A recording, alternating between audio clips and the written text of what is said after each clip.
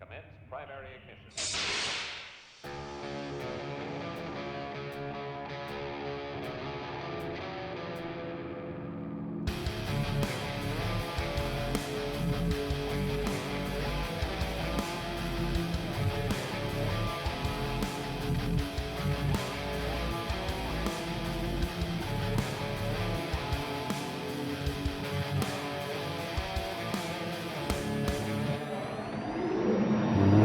What is up, all of you Ugnaughts and Jawas out there, and welcome back to Mando Talk. I am your host, as always, Caleb Keller, and I've got a special edition of Mando Talk for you on this lovely video if you're on YouTube, or podcast episode if you are on our podcast platforms. If you are a diehard listener of the show, you know that I just recently went to Galaxy's Edge. If you are new here, then that's new information for you that I got to go. And by the way, if you are new here, we greatly appreciate you checking us out. And by us, I mean usually it's me and DJ Foster, but today it is only me because I get to share this experience that I got to partake in. And I was trying to say this, by the way. If you're new here, subscribe to the YouTube channel if you haven't done so already. We are on the road to 200 subscribers by the time that Obi-Wan Kenobi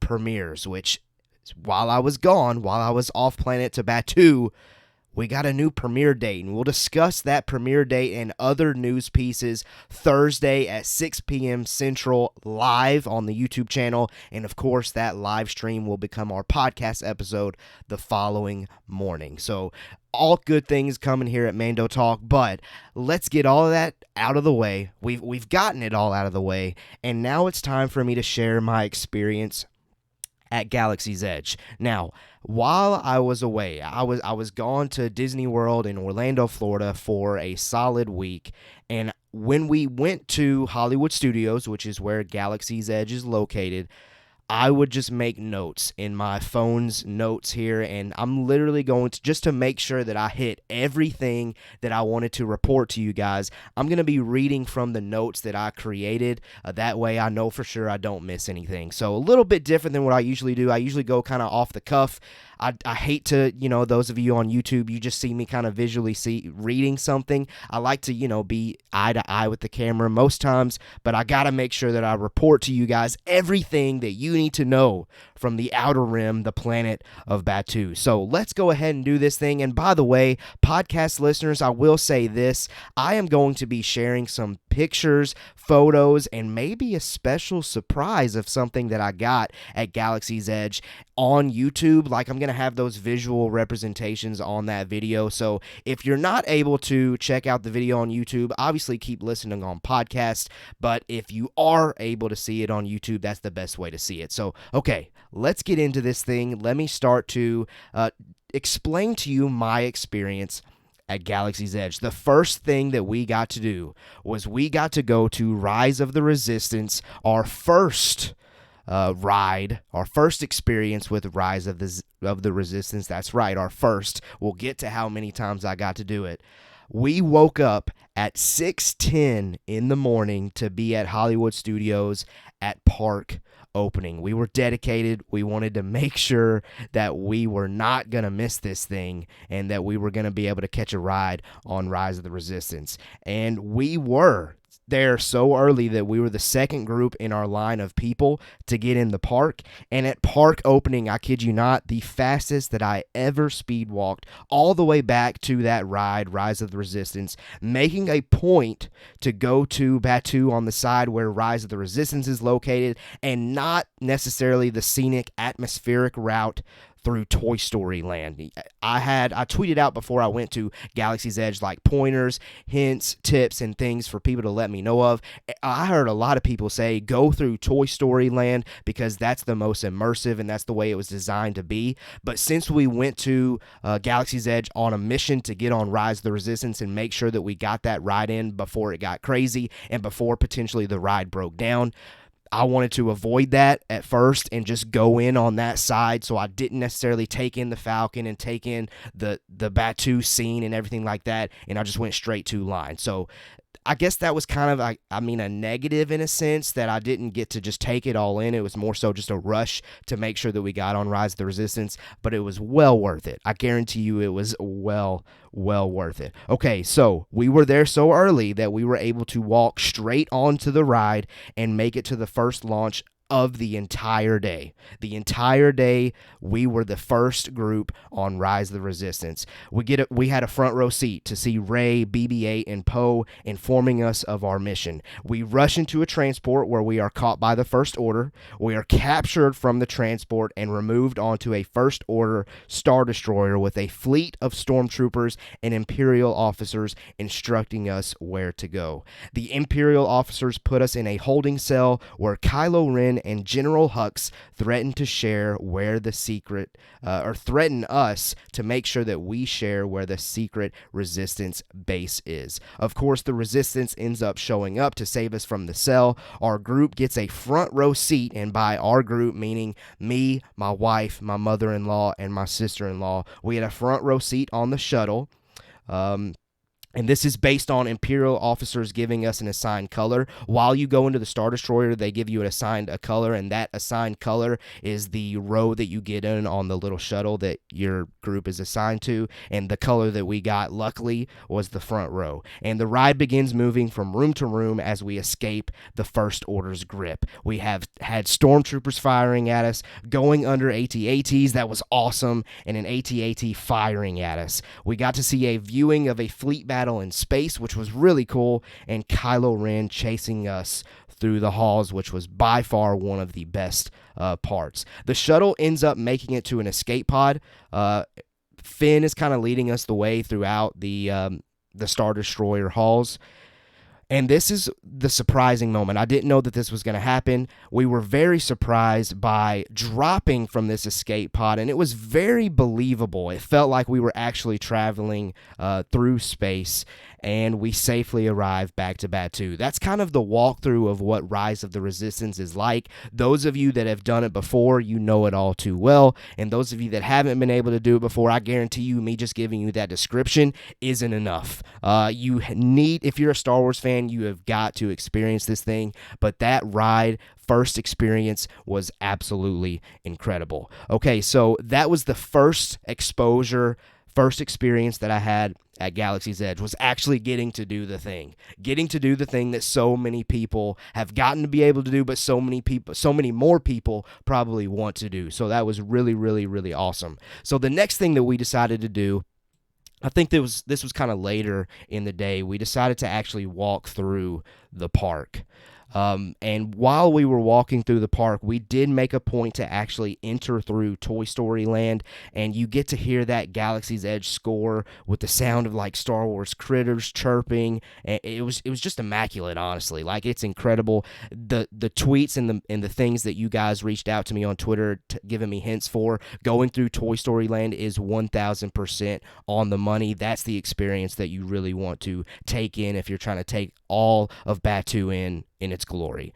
I got to have a quick conversation with two stormtroopers in front of an Imperial shuttle. Correct me if I'm wrong. I believe, I've heard this, I've read it, that the Imperial shuttle that's at Disney World in Orlando was actually originally designed to be in Episode 9, but it was cut, so they just seamlessly put that thing in the park. I've read that somewhere. I don't know if that's fact. I know some of you are like diehard, like detailed, you know everything about Galaxy's Edge. If that's true, please let me know, because I've been telling everybody that that's true. If it's not, please let me know. But really cool. It was really cool to see this shuttle. That was the first large scale thing that I got to see. I hadn't seen the Falcon yet, so this was a great little tease. But of course, next, walking through the streets, kind of in just a linear path, next is the Falcon, and I kid you not, guys, I was literally taken aback every single time that I walked around this thing. It is absolutely incredible, and we got to enjoy lunch side by side right beside the Falcon. We kind of sat on a rock to the side and was able to just take the entire scene in. And we had a Ronto wrap, and I had a Tatooine Sunset beverage from Ronto Roasters.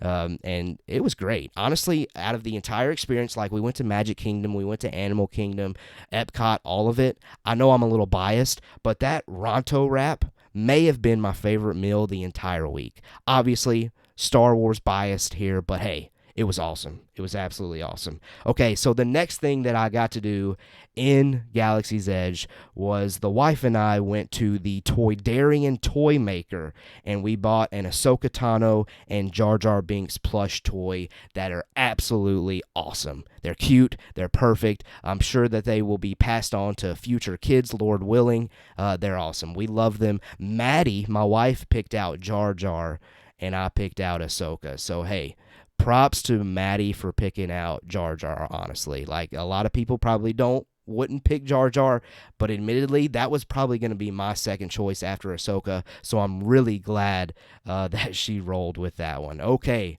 my next experience in Galaxy's Edge was I got to do the Millennium Falcon Smugglers run, and this one I did only have the opportunity to do once, so I would love to be able to go back and do this multiple times to actually take in everything some more. I tried to take in as much as possible the first time, but let me go ahead and share this experience in detail. A 60-minute wait was listed, but it was more like 45 minutes and felt even shorter as we were taking in the sights, sounds, and vibes. We make our way onto the Falcon, and we get to choose whether to be pilots or gunners. And of course, I chose to be a pilot. Luckily though, originally my sister-in-law was the co-pilot, the Chewbacca seat, if you will.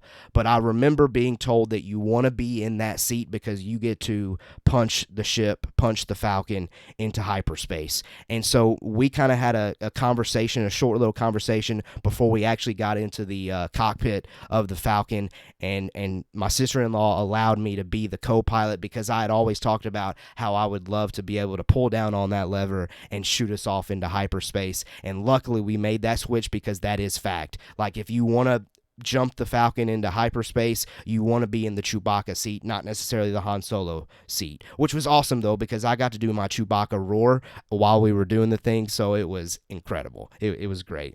Okay, moving on. So yeah, luckily my sister-in-law decided to take the left and right like steering, so that's the main pilot. You control the Falcon either going left or right, and then the co-pilot, what I ended up doing, handles going up or down. And like I said, in my opinion, I enjoyed kind of taking the back seat, being the co-pilot, so I could make us jump into hyperspace. And we did, in fact, successfully completed the mission with plenty of life to spare. I've heard stories of people getting on that thing and them not being able to finish the mission. We were able to. I think we still had like 50 something life left, and not coming at my sister-in-law too hard, but I felt like it was probably her left and right maneuvering there a couple times, maybe mine sometimes, but maybe the wife and the mother-in-law in the background weren't probably shooting all the incoming targets. They were probably, or I know my wife Maddie was nervous about the movements.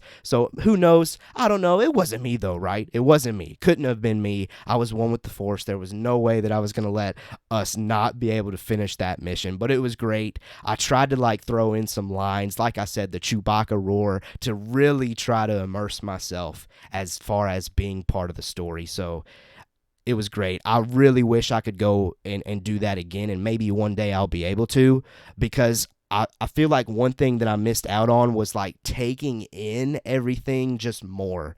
I tried to take it in as much as possible, but I have a great memory of Rise of the Resistance, but I feel like I could walk through the hallways of the Falcon and walk into the cockpit for the first time, or I guess for a second time, and really take in just the lights, the buttons, the sounds, the looks. I would really like to go back and experience that one more time. Okay, the next thing that I got to do in Galaxy's Edge was Rise of the Resistance number 2.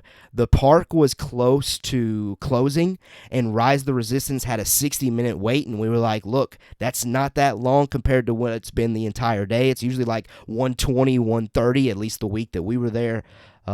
But it was actually more so like a 30-minute wait. Like, we were barely in line. We got on that thing pretty quick, and we got to take in the sights, sounds, and vibes of actually having to wait in line this time, because when we opened the park, we just walked straight in, and we didn't have to be in line long at all. So that was good. It's cool to wait sometimes. You know, you get to see like all the blasters, the helmets, the jumpsuits, everything. It was great. It was great to actually wait in line. So I'm glad that we got to experience that. Okay, things that made the second time different. I enjoyed bantering with a couple of First Order officers. Like when we got captured by the First Order, I tried to play the part and act like I was resistance or whatever and talk a little smack. That was fun. The workers did a great job as far as continuing to be in character. That was awesome. I did not notice on the first ride, on the first time going through, I did not notice Kylo Ren thrusting his lightsaber through the ceiling while he's chasing us through the hallways. Maybe that didn't happen the first time. Maybe that it was like a glitch early in the morning that they weren't able to get going as park was opening, because I feel like I would have caught that or remembered it. But the second time, for sure, it happened, and it was really cool. It was really great to see. And I didn't notice, and again, this might have been something that happened or didn't happen the first time, but did happen the second time. The second time we kind of rose up to the height of the cockpit, if you will, of the AT-AT before it started shooting at us. I didn't notice that the first time. Maybe I was just caught up in the moment and I was taking it all in and didn't notice that small detail, but that's not really a small detail, but whatever. It was great to actually do it a second time to get some of those extra details that maybe I was just overwhelmed by at first that I completely missed. Okay, that wrapped up the takeaways that I had for Rise of the Resistance number 2. The next thing that I got to do, and this was kind of a stress for me throughout the week, was I actually was able to get into Doc Anders' Antiquities. I believe it's Antiquities. I made these notes quickly. I couldn't remember if it was Antiques or Antiquities, but I think it's Antiquities, okay? Maybe not. But anyway, I was able to get in after struggling. Like, throughout the week, it felt like I had to make a reservation. But we got to the point where, again, this was another day. So after we did Rise of the Resistance 1 and after we did Falcon and after we did Rise of the Resistance 2, this was like a Friday that we went back. And this was another night's park closing time frame that we were able to get inside Doc Anders. And we just walked right in. And I had the ability to hold Rey's The Rise of Skywalker saber and Cal Kestis' saber, because I was kind of in a time crunch. So you'll know why I was in a time crunch here in a minute. But I got to hold those two. We were only allowed to hold 3, and I knew that it was between those two anyway, so I didn't take the time to hold a third one. In hindsight, I wish I had, just to say that, I was able to hold, I don't know, Mace Windu or Anakin Skywalker, or just anybody, a third saber, if you will. I wish I'd just taken the time, which in hindsight, I don't think I would have been able to do it. And I'll share why here in a minute. But I got to hold those two at least. And I made the decision to choose Cal Kestis. And I got the Cal Kestis hilt with a 31-inch blade. And again, those of you that are on YouTube, you can see the images that I took with this thing in Galaxy's Edge. I took a picture, multiple pictures in front of the Falcon and multiple pictures in front of that Imperial shuttle. But again, here for the YouTube viewers, I've got this thing in my hand. So here's a close look of the Cal Kestis saber in full detail. It is an absolutely stunning hilt.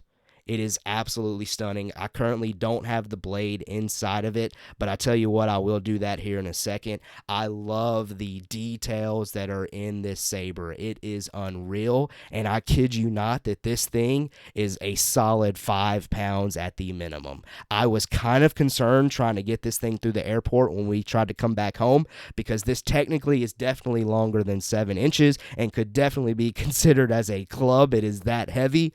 I was concerned that they weren't going to let me walk through security with it, but luckily they did. I was one with the Force, and I was able to get by with it. But this thing is absolutely gorgeous, and let me actually fire this thing up for you. So bear with me. I might, stumble a little bit here as I get this going, but we're doing this live together, if you will. So we're going to try to get this thing going so you can hear the actual sound. It's a beautiful sound, guys. It's absolutely stunning. So, we got it. We're getting there. I love that. I didn't know that it was going to make that clicking noise whenever you activate the blade inside it. And here we go. I got it ready. You ready? You ready? There it is. It is stunning. I am so pleased with getting this. I'm so glad that I got this one. I made the decision to get the Cal Kestis saber because I felt like that one was the least likely one to ever be released anywhere else. Like right now, it's just a Galaxy's Edge exclusive. But of course, Rey's the Rise of Skywalker saber, Leia's saber, Anakin's saber, you name it. All of those you can kind of get like the Force Effects ones. And obviously, I know these Galaxy's Edge ones are a little bit higher in detail, but still, like, I'm so glad that I got the Cal Kestis one. And I think last week or 2 weeks ago when we last did an episode, I had to fire it up again.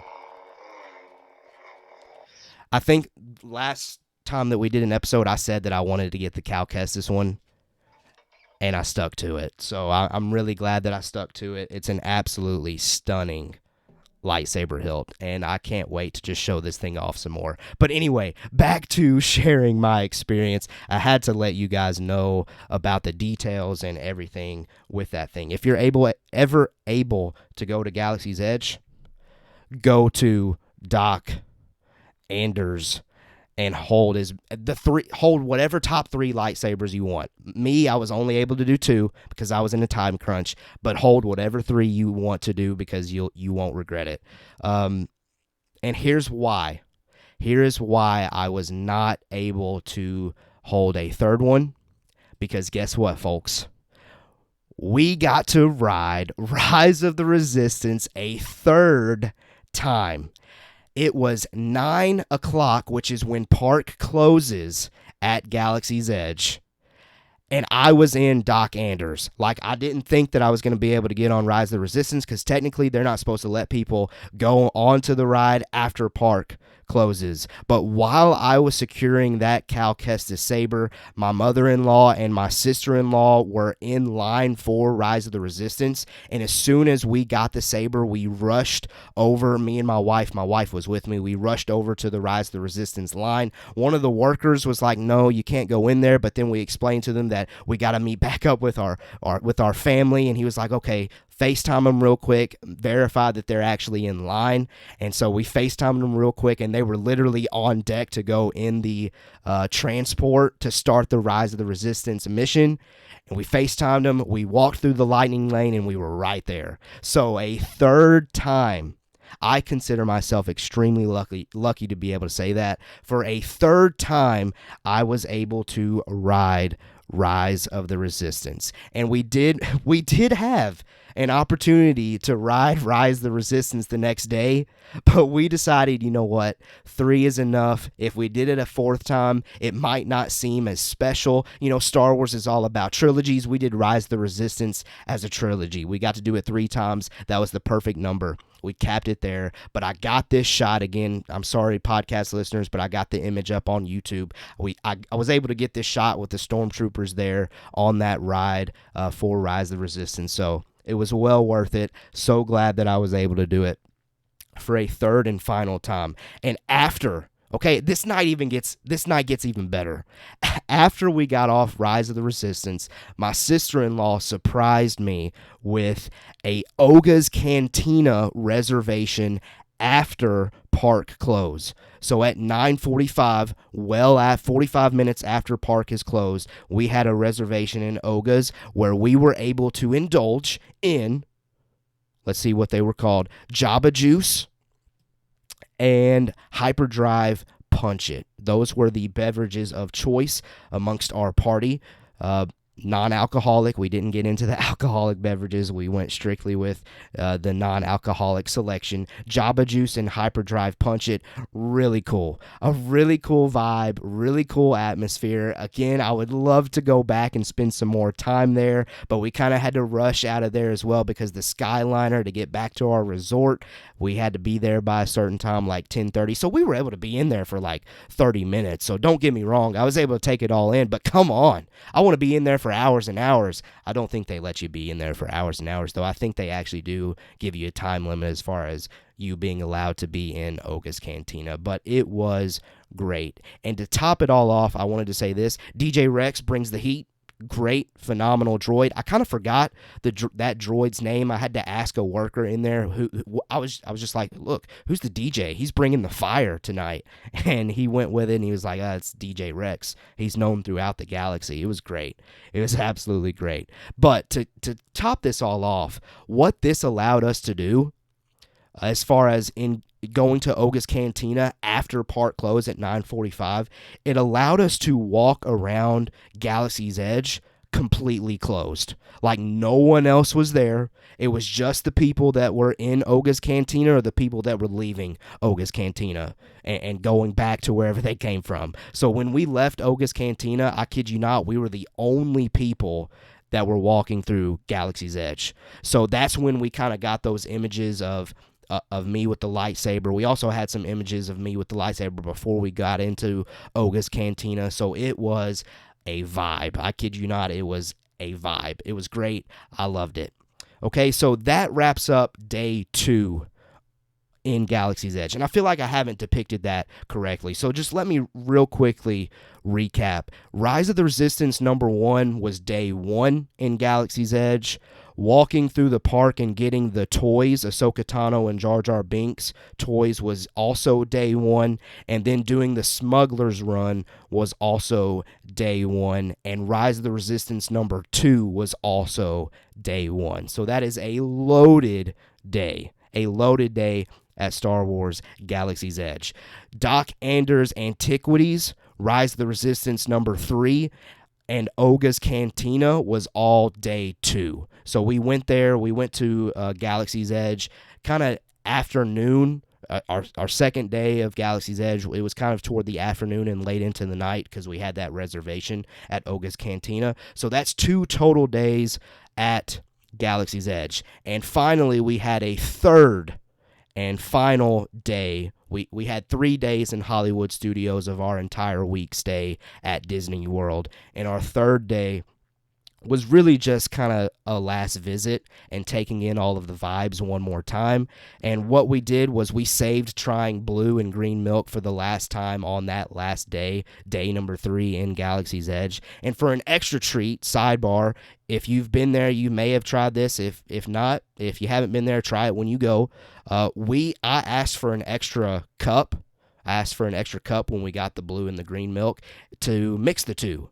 And that was just as good. I have to say the blue milk was my favorite. Green milk wasn't bad, but the blue milk just tasted better in my opinion, and it also gave me original trilogy vibes, which I personally thoroughly enjoyed because admittedly it is very sequel heavy there, but the blue milk just reminded me of the original trilogy because that's, when you first see it. So that was great. Blue milk, my favorite. Number 2, I would say would be the 2 mixed, and then number 3 would be the green milk. But that I'm glad that we saved that for the last time. I'm glad that we kind of paced out all of these incredible experiences. We sipped on that blue milk in front of the First Order fighter, shuttle, whatever you want to call it, and we soaked in the Millennium Falcon one last time. Now, while we were walking out, I talked some smack with a stormtrooper. I asked the stormtrooper where Kylo Ren was, and he said that was none of my business, so that was really funny and really cool. And then I also tried to talk Wookiee with another stormtrooper, and he acted as though he couldn't understand me. He kind of tapped on his helmet like he couldn't process what I was trying to say. So that was really cool. That was really special. And that was my official last visit on Batuu in Galaxy's Edge. And clearly, I don't know if you can't tell, you're crazy. Clearly, I had an absolute blast, and I cannot wait to potentially maybe one day go again. And who knows, maybe the next time, maybe it's just me, or maybe the next time I'm able to go, I'm passing it on to, Lord willing, kids or something like that, or just someone. It's really something. Like, maybe, tell you what, Mando Talk collectively needs to go. Like, everybody that's been involved with Mando Talk, we need to get me, Jacob, BA, DJ, Zach. We need to all go. Wouldn't that be something? That would be absolutely incredible.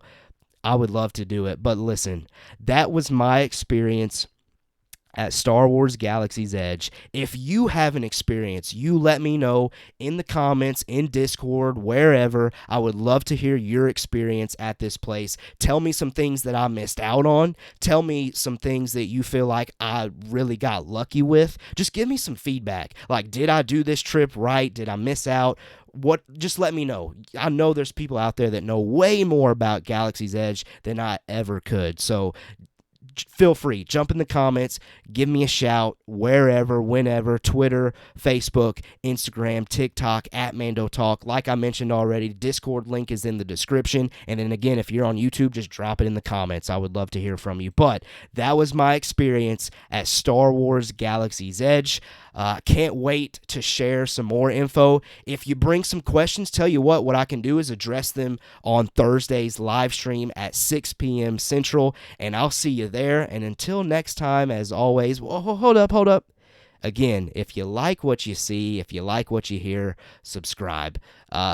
Incredible community that we've got building here, because I know some of you have expressed to me that they couldn't wait to hear my experience, and us having like a community like that of just being supportive and sharing to me like that they can't wait to hear from me. That means the world to me. So keep bringing that energy, and let's now go ahead and get out of here. And until next time, as always, we have spoken.